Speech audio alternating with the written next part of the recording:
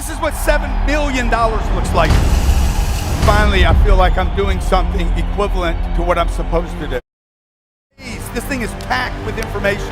The only crime that people have in this world is when they don't have money. It's good to come out and tell your story to the world.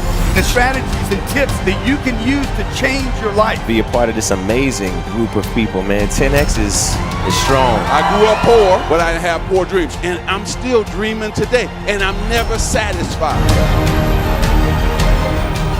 I'm only living off a quarter of my financial gain. Are you ready? Are you ready to 10X?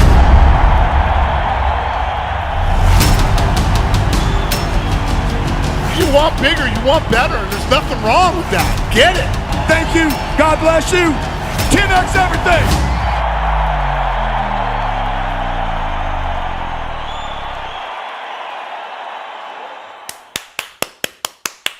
What's going on, everybody? Another edition of Young Hustlers here right on the Cardone Zone. This is Jared Glant here, President, Cardone Enterprises.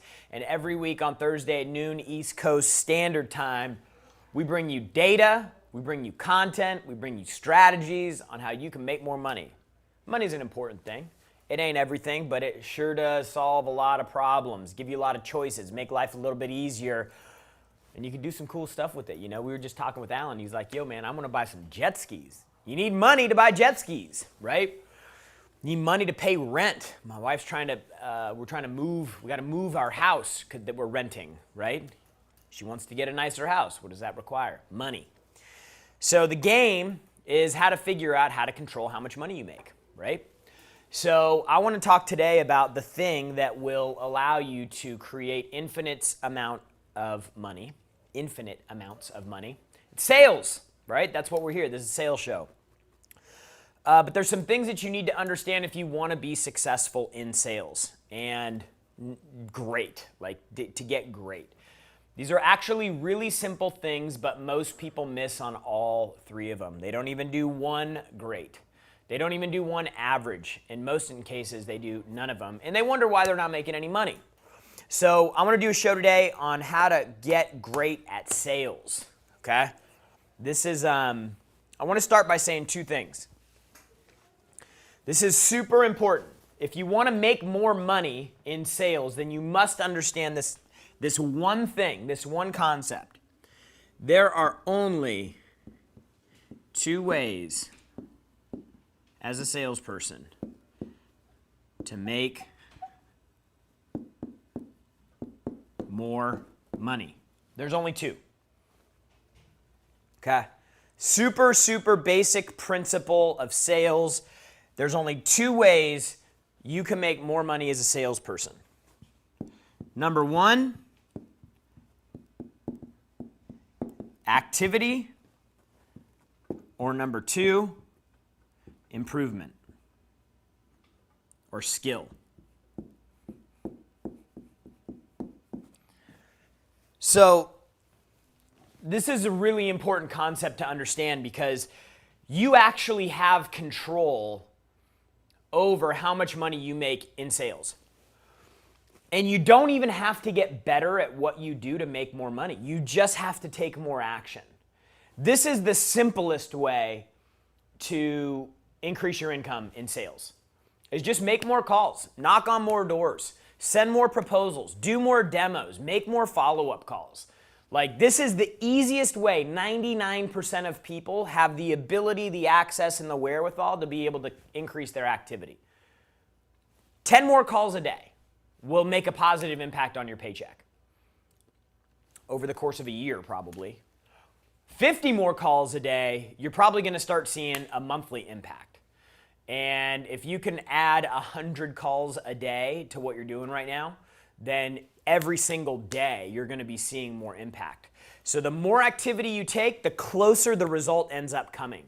So let's say, for example, you're making completely stone cold calls. You make 100 calls a day and you convert 2 of those people to appointments, right? So that is a statistic that is for every 100 calls, you make 2 appointments, okay? If you increase 100 calls to 110 calls, you're probably not going to see an added appointment, right? In fact, until you get to 150 calls added based on the numbers, you're not going to see that third appointment. So the more activity you take, the closer you pull the result to being experienced that day, okay? The second way to improve your income, to increase your income, to make more money, is to just simply get better.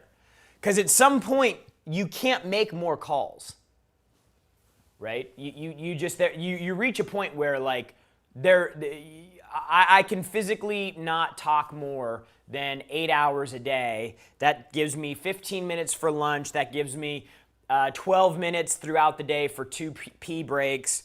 That means that I'm coming in at 7 o'clock in the morning and I'm staying till 7 o'clock at night because I got some planning and some organization activities that I have to do when I'm done calling, whatever the case may be. Like you reach a point where like you can't physically take more activity. So then the only lever that you have to pull then at that point is just you have to develop more skill. You have to make more impact on the calls that you have. Want to improve your money incrementally, exponentially, you want to double up, do both. Improvement of skill takes longer than making more calls. So I wanted to go over this because this is really important for you to understand. You are in control of both of these. The skill development piece takes a little bit longer. Activity is something that you can start banging on today. Super important. You're in control of this. You can do this one right here. You can do the activity piece. You can get started on that today. But just know that you have to be able to increase your activity to levels where you can pull the result forward so that you can start experiencing some of the positive impact of that. So that is kind of the preface for this whole call, because you can make more money in sales without being a genius if you just simply work more. And I know that sounds simple, but if it's simple, you should be doing it already. So how to get great at sales. Number one, there's 3 things I'm going to cover. Number one, you must know your numbers. You've got to know this. If you don't know your numbers, you're going to be completely blind. If you don't know your numbers, you're constantly going to be in mystery. If you don't know your numbers, you're constantly going to be wondering how to improve things, how to get better at something, and you're going to have zero control over it. It's going to be disappointing. You're probably going to lose confidence. You're probably going to lose motivation. And at some point, you will run out of purpose to fuel, because numbers tell you everything. Like you need to know how many calls you make in a day. You need to know how many leads you get in a day. You need to know your conversion on leads to appointments, to demos, to deals. You need to know, like, the numbers tell you everything. Numbers don't lie, because most salespeople, like they do this, like they're up and down on a roller coaster. We're probably emotionally unstable to some degree. That's how we're able to turn on this crazy personality on a phone call and then go somewhere else immediately after the call, like become some completely different person. Like the great salespeople are always just a little all over the place. But the numbers are the thing that you have at the foundation and the core that will tell you everything you need to know about how to actually make more money. They tell you the story about where you need to put your time and attention. Minimum, it will give you certainty. Like the amount of confidence. Maybe this is the same for you, but this is how it is for me. If you tell me, hey, go clean up the garage with a broom, and you don't tell me how big the garage is, you don't tell me how dirty it is, you don't tell me how long it takes the average person to clean the garage. Like, if you give me no data, my confidence and certainty is really low, right? And then what happens is I start coming up with my own expectations of something that I don't even understand because there's no data behind it, right? And then when I get in there, I see this massive freaking garage, dust piled that thick. They gave me a little kitchen broom rather than a push broom. And then I start getting overwhelmed, and I'm like, oh my gosh, this is going to take forever, right? Like, Like there's all these things start happening because expectations aren't in line with what I actually encounter. The flip side of that is, hey, look, we're going to give you this kitchen broom. We're going to put you in a warehouse. It's pretty dirty. The dust is about that thick. It's going to take you 2.5 days to get it done. Going in, I have so much more confidence and certainty because the expectations are in line, like they're in place. I believe most people operate better when they have full transparency. I believe most people operate with more confidence when they know exactly how many times they have to swing the axe to get the tree to fall down. It eliminates the mystery, right? Like there's a lot of things that go on in your head when you're selling. When's the customer, is this the call that's going to work? Is this the call that's going to be my commission? Is this the customer that's going to say yes? Did they like it? Did they not like it? Like there's so many things that you start going around and around in your head that create uncertainty, and they create you to lose confidence. You don't sell anything for 4 or 5 or 6 days. Everybody else is selling stuff. Then you're looking around going, dude, why am I even here? I suck at this. Even though last month you were the #1 salesperson, now you're coming around. It's halfway through the month. You haven't sold anything yet. And now you get all these freaking ideas going around in your head, right? And you become more emotional rather than logical, okay? Numbers are important because it allows you to make logic-based decisions about the thing that you do every day. So you track how many calls you make. You track your conversion rates. You track how many leads you have. You track your sales cycle. How long does your average sales cycle take? Like when you know all these things, it gives you a lot of confidence. Then once you know these baseline numbers, you can actually play with what I showed you on the previous screen, which is the activity. You can start turning that dial. So if you do all these if you track all these numbers for 30 days and you get down to the point where you're like, for every 1,340 calls, I get a deal. If you work all the math out and you figure out closing rates and all that stuff, you get down to this point. For every 1,300 calls, I get one deal. This would be a really important number to know, would you agree? Because this number holds the key to getting a deal. Now, if I go, okay, I'm going to figure out a way to either number one, because what we talked about in the beginning is how do I make more calls? So increase the number of calls. Or number two, I'm going to try to figure out how to get this done in 1,000 calls. That way I don't have to make any more phone calls. I just have to get better on the call by 30%. And now 1,000 calls gets me a deal rather than 1,300, which means that if I make, 4 deals under old math means I got to make 5,200 calls. And 4 deals under the new math means I only have to make 4,000 calls. So that same 5,000 calls gets me 5 deals. It gets me an extra deal. So my point of showing you all that, and hopefully that wasn't too confusing, my point of showing you all that is the numbers are the most important thing for you because they give you clarity and confidence on everything that you have to do when you show up every day, and you can actually back into how do I make more money? If you're making 80 grand and you want to get to 100 grand, if you're making 100 grand, you want to get to 200 grand. It will be contained through activity or skill development. But at the root of it, you have to know your numbers, number one. Number two, most important thing, is you have to have targets. See, once I know the numbers, now I can start backing into targets. So now I can set the target out there and go, I need to make 300 calls today. It's better to show up every day knowing exactly how many calls you need to make to hit your money target than showing up and not having a target and not knowing how many calls. Would you agree? It gives you that stake in the ground to say, hey, I've got some confidence in this. This is the thing that I'm showing up and doing today. So you need to figure out what your daily targets are, your weekly targets, and your monthly targets.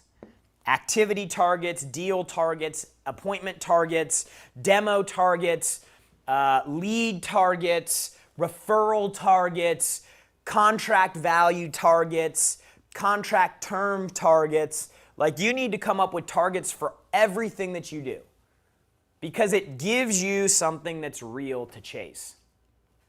No targets, no focus. No targets, no push. No targets, no urgency. And then you need to keep yourself accountable to these targets. At the end of the day, if you have daily targets, you're like, hey, I was supposed to make 300 calls. How many did I make? I made 200. Ooh, man, I was off by 100. What happened?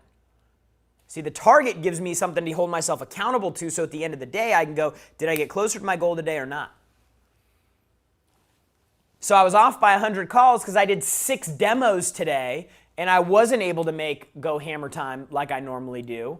But instead of doing 2 demos, which was my target, I did 6 demos. Okay, so now the numbers are starting to tell me a story.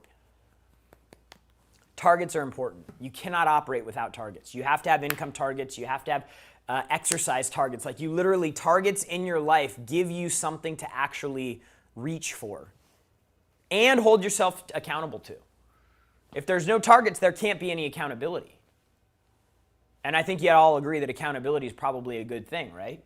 It's a good thing because it's the thing that creates the doingness of a goal or a target or an action. It's like, the accountability is, did you do it or not? And if you did do it, did you fall short? If you didn't do it, why did you not do it? Right? Like, it gives you the ability to actually like start saying, I'm going to do something. You know, we were at the 10X Growth Conference, and I met a lot of people. $5 million, $10 million, $15 million, $25 million businesses. And, you know, the thing that, this is the biggest secret of success. Because the people are not, like, no matter how big of a company that somebody's built, and people, you know, have built some massive companies, and they certainly are geniuses. I'm not a genius. I'm not a super smart guy. The thing that I see consistently is not some complicated way of thinking or strategy. It's not some, you know, it's not some knowledge that they got from going to some school. It's not some handout they got from somebody. It's not this connection or proximity to somebody who's powerful and inspiring and motivated. Like, what it all boils down to, from so many people that I've met, whether it's Kevin Hart on stage or whether it's people in our mastermind group or it's people that I've known over the last 10 years that I work for Grant, the one thing that every single person who's built something big has is they have discipline. And not like crazy military discipline. It's just like, hey, the right thing to do is this, I'm going to do it. That's it. Like, if you can get that part right, you can build a multi-million-dollar business.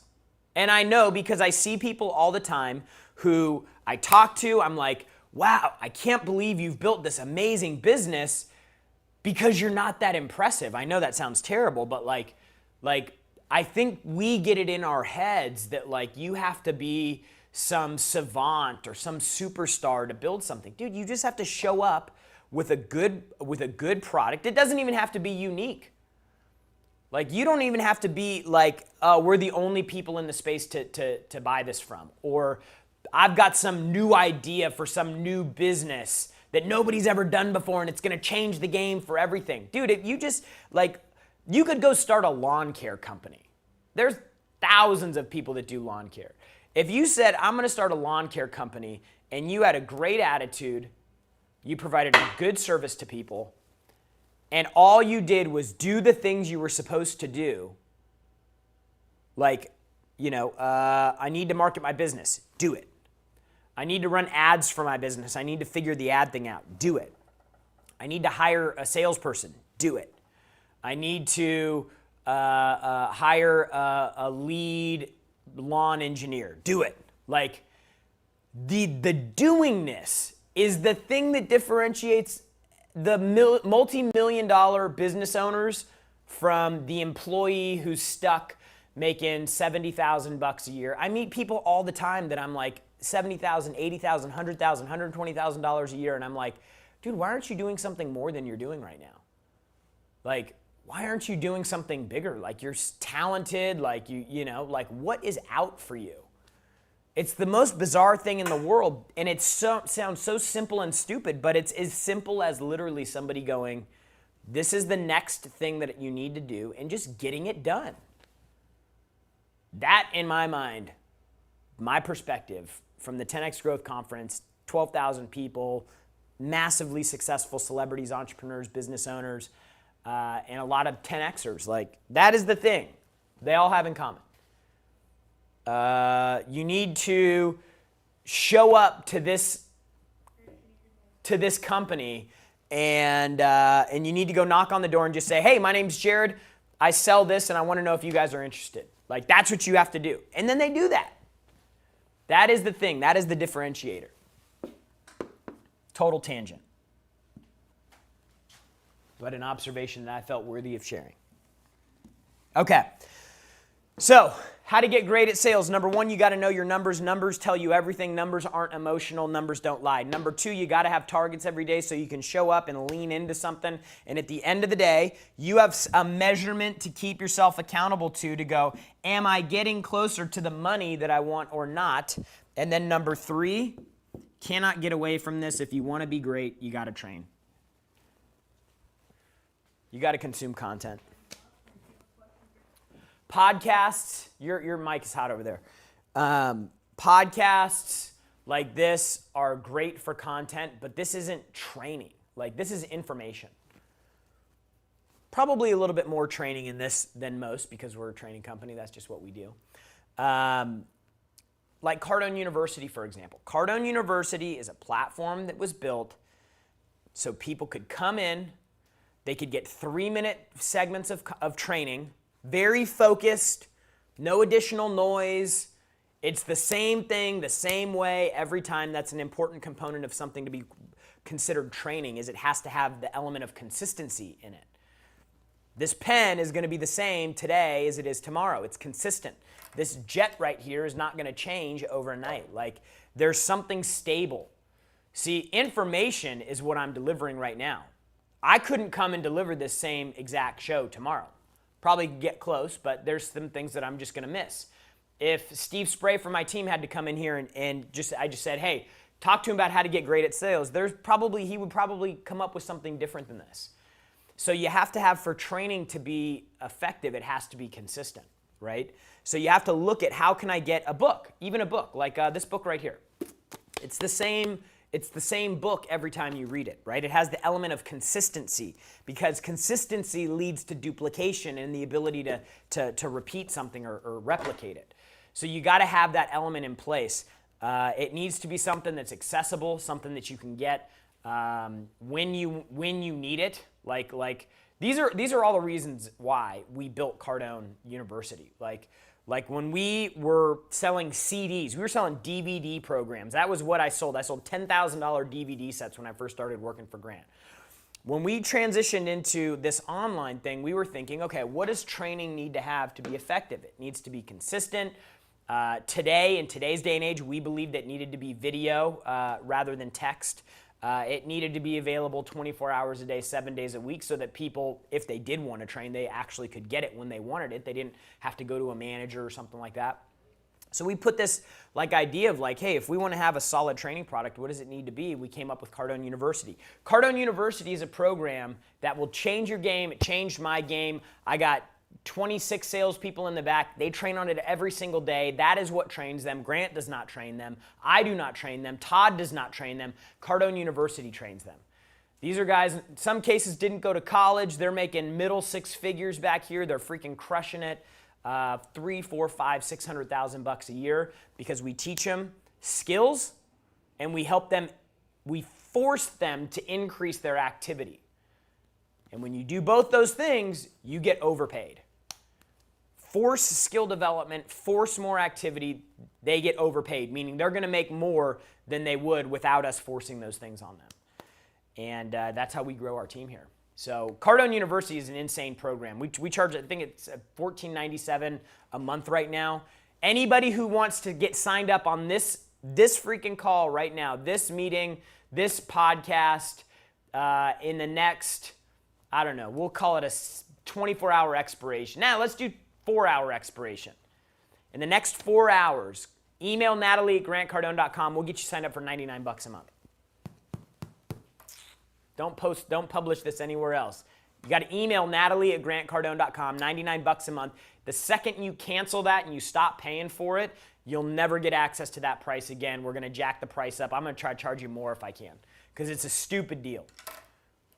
It's a stupid deal. It would change your game. I want you on it because I want the success story. Let's go to some callers, Nat. Who do we got?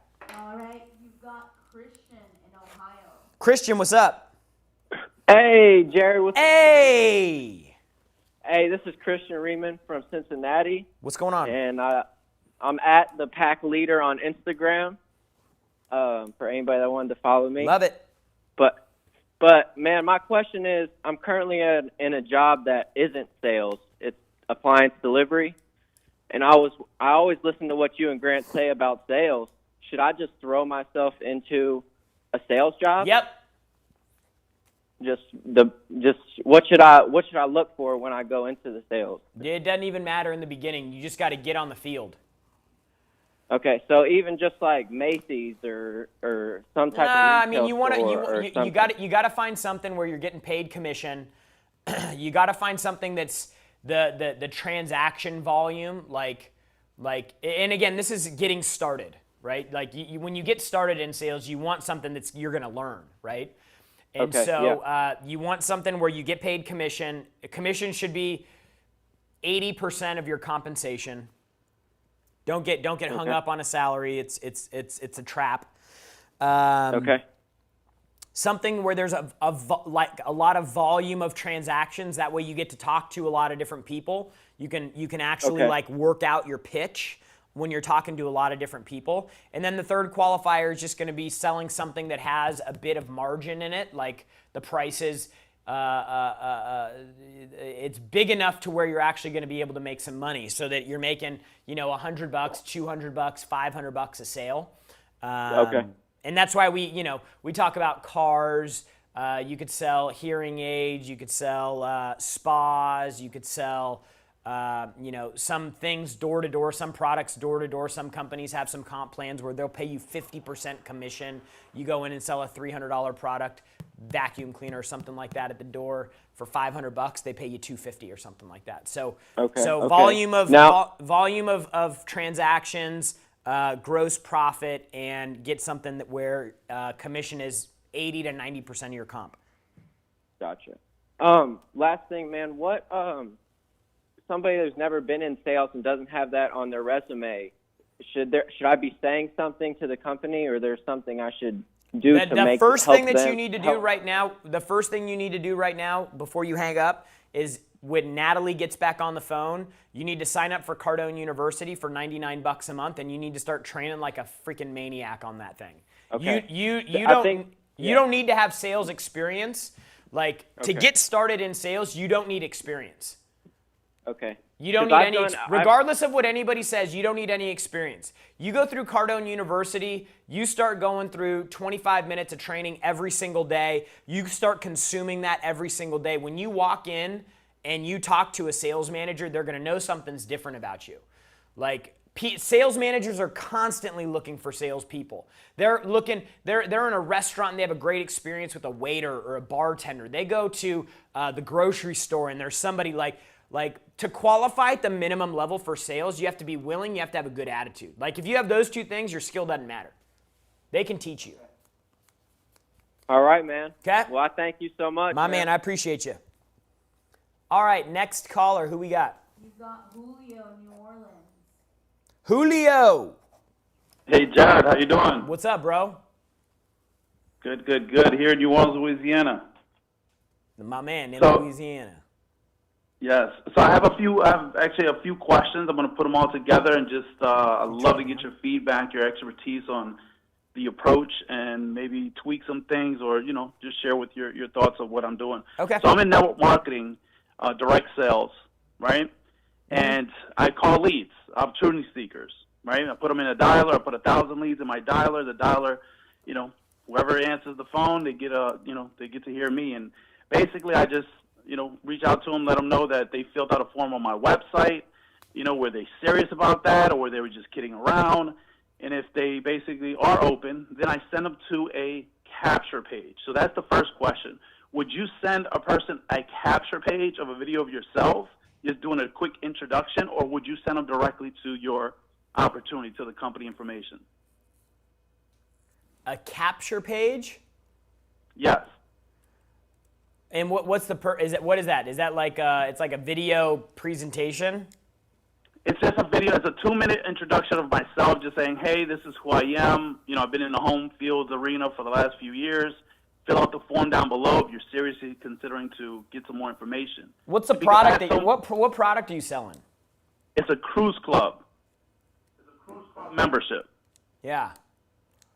I mean, I think you could bypass the whole, hey, here's who I am. I think that's a waste of time. I don't think people care who you are. I think they hit on interest in an opportunity, and you need to give them as much information as possible in the shortest period of time so that they can decide if they can say yes to it or not. Perfect. So get rid of the capture page, send them directly to the website. So they yeah, dude. What if somebody watches 30 seconds of your video? They're like, I don't like you, man. I don't like you, and they hang up. They don't even know what you're doing at that point. They just know they don't like you. Correct.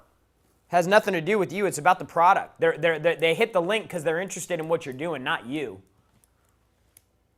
So, and let me bounce this idea off of you. The logic behind that is, because for many years I would have, send the information. Yeah, Julio, I'm serious about it. Send me the information. Perfect. Send you the information. Let's lock you in on the appointment so I can follow up with you and see if we're going to move forward or not. And when I actually follow up with them, they haven't seen anything, or they say they have, and I don't know if that's true or not. Based on the questions that I asked them, they sound like they haven't even watched it. Yeah, dude, look.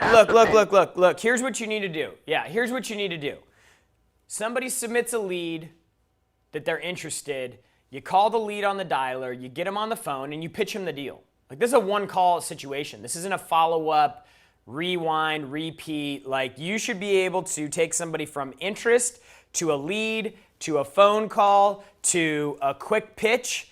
Are you interested or not? Like that should be the flow here. Anything else is an added step that's going to create friction in the process and give them an opportunity to bounce out. One more caller. Who we got? We got Joe in Miami. Joe from Miami. What's going on? What's good, Jared? I got 3 questions for you, man. Okay. So just going to the first thing you were talking about knowing numbers. So I feel like a lot of managers, a lot of owners may have a lot of the data, and sometimes for whatever reason those people don't share the data. Maybe it's because they don't know what data needs to be shared, and they don't really understand that their salesmen need the data to. Any sales manager that won't share basic performance numbers that you have is a fucking idiot. Gotcha. But here's the question. The question is, what data would you be asking for? Like, I know you were talking about it earlier, but more specifically, I think what I would want to know is for an insurance sales role. Like, what data should I be looking for that I need to keep track of myself? How many leads are you getting? Or are you are you self-sourcing all your leads? Because you want to know 2 things. You want to know when you get a lead, how many leads do you need to get in order to get a deal? In another bucket, if you're self-sourcing leads or making cold calls, you need to know how many cold calls you need to make until you get a deal. So you have 2 different groups that you're working. And then you also need to know, hey, when I get referrals, how many referrals do I need to call in order to get a deal? Would you split your day up to those different things? Like, would you have, if you were managing a sales team of insurance, would you have incoming calls throughout the entire day, or would you split it up and incoming calls and leads are always going to be priority. Somebody calling into your business is drop everything and take that call. Like, that person is literally the ripest fruit on the tree. You should be able to blow on them and they're going to fall off. What if that person that is coming into the agency is a telemarketed call? Like, one of the issues that we deal with is that many of the people that we're talking to are not qualified enough either for the product or because they're not as interested in talking about it because well, that's they're your coming job. Your job's to create the interest. They were interested enough to pick up the phone and call you. Like, I don't know about you, but I ain't calling nobody until I'm interested. Like, interested in the point where I'm like, sell me something. Like, I don't talk to anybody. I do everything by email, by text message. I try to keep as much distance as possible. I go on Amazon. I don't call the seller. I go on Amazon, I look, and I buy. When I make the decision that I want something, I go on Amazon and I buy it when I'm on there. I don't think about it. I don't wait. I don't call somebody. So the fact that somebody's calling your business is a high level expression of interest, and that needs to be the hottest lead you possibly have.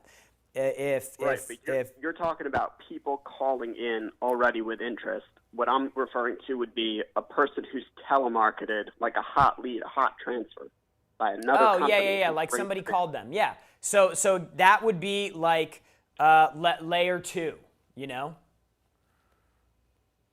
Like right. Would you split it up and do like those type of calls for a certain part of the day and do outgoing calls another part of the day? Yeah, the people tell you, the best time of the day to call is in the morning and in the late afternoon, but the best time of the day to call is all day. So if you guys have some process that's, like, dude, I'm making cold calls, and then a phone call inbound comes into the office, I'm stopping cold calls and I'm taking the hot customer. I'm going to go back to banging cold calls out. If a telemarketer from the team says, hey, Recco, I got a hot one, they throw one over, I'm going to stop my cold calls, I'm going to take that call. I'm going to go back to pounding the phones. Like you need to be able to move like that, because you're not going to have an unlimited supply of inbound calls, and you're not going to have an unlimited supply of hot transfers from telemarketers. And so when you're not on one of those calls, you need to be banging the phones. So you're saying run it all day, but know how to bounce back and forth. Yeah. Okay, one more question for you on number 2, on setting targets. I kind of asked you about this a few weeks ago, maybe a month or two ago, but when's like a time that you're able to get into that zone to plan out your targets? Last time I asked, you said definitely start from the end of the equation and work your way backwards, which I love that. But when are you able to do that? Who do you talk to that inspires you, that are able to do that? Is it a book you read? Is it a video you watch, a podcast you hear? Like, what are your things that inspire you to set those targets so that you can start paying attention to the numbers and start putting in the action and activity and all that? You can't look to anywhere else but yourself to get the answer to that question. Like, when we talked about goals and targets and ideal scene,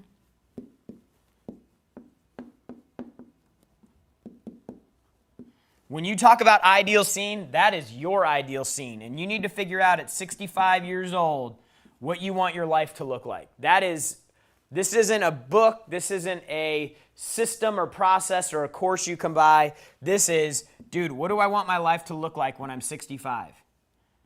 And then you just need to go list everything out that you want, assign a dollar amount about what that lifestyle is going to cost you to live, and then if that number's $25 million,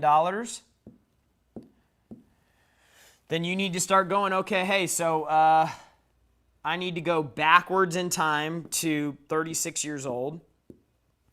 And in order for me in the next 30 years to have $25 million, I need to try to pack away $1 million a year. Now, based on how people earn money, that probably is a target you're going to be missing for the first few years, right? Because what's going to end up happening is it's going to look like this, right? Like if that's today and this is 65, this is what your earnings going to look like, right? It's going to ramp up to where you're picking up most of the ground in the last 10 years. You can't figure the math out on that. That's why it's easier for me just to go, hey, I need to add $1 million a year. So if I'm packing away $500K a year in investments, then I'm like, okay, next year I got to do 1.5. And then I do 500 again, and then the next year I got to do 2 this year, 2.0 this year. But then a real estate deal sells and I get a big pop and I get my million. Now I just need to pick up the 1.5 again, or whatever the math works out to be. So it's just a matter of you figuring out what you want, how much it's going to cost, and then how many calls and how much stuff you need to sell today to move closer to the target. So my question a little further is, like, what's the advice on, I guess, where were you, what were you doing the first 5-10 times you did the math here? The first 5-10 times you said, how did you get into that zone of saying, what's my life going to look like at 65? Dude, you got to figure out what you want to do. Like, are you happy right now with where you're at financially? No, sir. No, of course not. Most of us aren't. So then it's like, okay, well, would I be happy if I had 50 grand in the bank? No, because I know enough about money to know that ain't going to change my life. What about if I had $1 million? Nope, that ain't going to change my life that much either. So, like, then you have to go completely internal, and you have to start figuring out what's going to make you happy. Like, I want to be happy every day. I want to know that the work I'm doing is getting me closer to something, and I'm not just showing up and wasting a day somewhere other than with my family. I want to know that where I'm investing my time is moving me closer to something that I'm really excited about having. So there's no catalyst to this other than you just saying, I'm not happy where I'm at. I want to make more money. I want to have choice in my life. And although I can't get it today, what I can do is I can show up every day and do things that are going to get me closer to where I want to go and where I want to be. And you can start playing the game, you know? So right. You just need to go, what do I want? What's it going to cost me? The hardest thing to do is to figure out what to do today. Like, people start the wrong place. They start, man, if I could do anything, what do I want? What would I do? Shit, I don't know. There's a lot of options there. The easier thing for me is to say, well, where would I like to be in the future? And then work my way back. And then that way I can make a decision about money today and where to go to make more money, than try to figure out some profession that I'm going to end up doing that I may not even know it, you know, what it is, or, you know, may not even be an opportunity that's on my plate right now today. You know? I don't know. Maybe I'm not understanding your question. Yeah, what I'm pinpointing is trying to figure out how, like, you're starting from a place where you're already thinking big. For the average person out there, and Grant writes this obviously a lot in the 10X rule, you got to think big.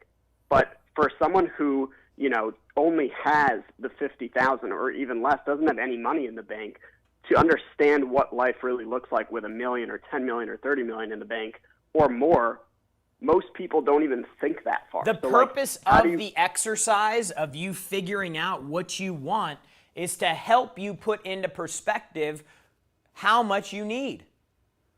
Like if I think that I need 25 million, it's because I've gone through the math and I know everything that I want is going to require me to make $2 million a year. And I don't want to work to make the 2 million. So what do I need to do? At 25 million, if I'm making 7% on my money, I'm making $2 million a year. So now I've funded the things that I want. And maybe, dude, maybe this number, you're just like, hey man, I want to own a $500,000 house in Wichita, Kansas, which would probably be a freaking mansion there. You know, I want to have 2 cars that, you know, I have a $249 a month payment on. Like, dude, maybe your number is 800,000. I don't know. That 800,000, if that's working and creating income for you, and it's at 6%, then that's going to be like 50 grand a year. Maybe 50 grand a year is enough for you to live this life that you want. And shit, maybe you're 25 right now and you're like, man, I could get to 800 grand by 35 and then live the life that I want when I'm 35 rather than 65. But you're not going to know what that is until you go through this and you're like, wow, that's exciting. When you get it right, you'll get excited. That's the purpose of that whole exercise. It's to figure out, like, what do you really want over here?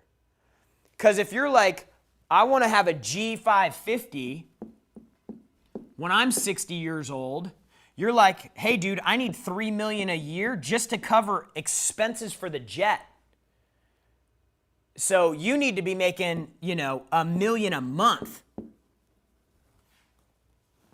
And then you're like, well, shit, if I need to make $1 million a month and I need to have $3 million a year for all this and I'm 25 right now, I need to really quickly get to $6 million a year in income.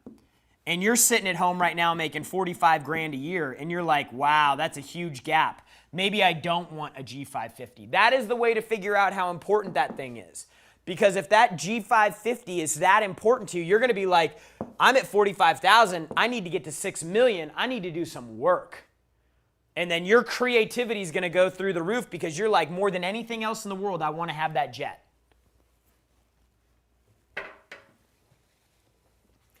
So, like, you'll know that you're on the right track when what you come up in your ideal life, when that gets you excited, you've hit it. So, dude, I hope that helped. No matter what you want, you got to get great at what you do today in order to get there. You got to make more calls. You got to get better at what you do. You got to know your numbers. You got to have targets, and you got to train every single day. $99 a month for Cardone U, only for the next 3 hours or so. Email Natalie at grantcardone.com. She'll sign you up. She's already got 50 or 60 people that she signed up. So don't wait on this because it's not going to be available anywhere else. It won't be on the website. You're not going to get an ad or an email about it. It's something I'm just doing because I'm feeling freaking crazy today. Because it's Young Hustlers every Thursday noon East Coast Standard Time. We come right back here, same time, same place on the Cardone Zone. Remember, the only people that give up on the hustle and condemn the hustle are the ones who have given up and quit themselves. We'll see you next week. This is what $7 million looks like. Finally, I feel like I'm doing something equivalent to what I'm supposed to do. We've got 3 days. This thing is packed with information. The only crime that people have in this world is when they don't have money. It's good to come out and tell your story to the world. The strategies and tips that you can use to change your life. Be a part of this amazing group of people, man. 10X is strong. I grew up poor, but I have poor dreams. And I'm still dreaming today. And I'm never satisfied. I'm only living off a quarter of my financial gain. Are you ready? Are you ready to 10X?